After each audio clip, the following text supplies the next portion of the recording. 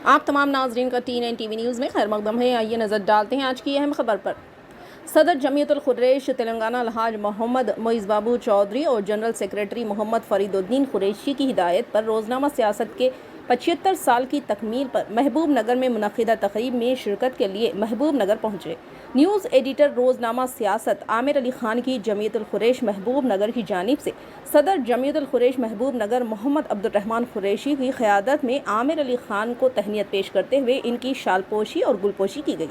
इस मौके पर आमिर अली ख़ान को एक मुरासला भी पेश किया गया। इस मौके पर दिगर ओहदेदारान मोहम्मद फ़खरुद्दीन कुरैशी, नायब सदर मोहम्मद ख्वाजा पाशा कुरैशी, जनरल सेक्रेटरी अराकीन आमिला मोहम्मद वाहिद कुरैशी, मोहम्मद गौस कुरैशी, मोहम्मद उस्मान कुरैशी, मोहम्मद महमूद कुरैशी, मोहम्मद अब्दुल कुरैशी व दिगर मौजूद थे।